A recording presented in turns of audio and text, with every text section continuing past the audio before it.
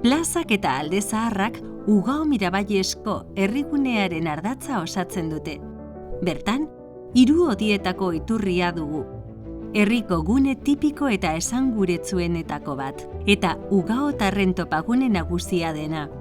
Jatorrizko iturria, Juan de Iturburu maizuak egin zuen 1369an Antonio de Respaldiza Laudioko argin maizuaren arlanarekin batera.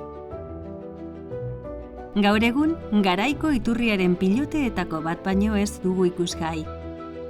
Gaur egungo iturria, Joaquin de Lecandak eraiki zuen 1858 urte inguruan, garaiko estilo neoklasikoan oinarrituz. Oinarri karratua du eta 4 putzuz osatuta dago eta zurrustako ura bertara izurtzen delarik. Horietako bat, ganaduarentzako edanleku bat ere bada, askotan perimetroko pilareetan lotzen zena atseden hartzezan. 50ko hamarkadara arte, kontsumorako eta beste zeregin batzuetarako ura bertatik eskuratzen zen. Ur hori, Goikiri menditik jasotzen zuen iturriak oso preziatua eta kalitate handikoa zena. 20. mendearen hasieratik, bolari buelta emateko ohitura errotu da, nekazal zikloaren eta herriko jaien amaieraren sinbolo gisa.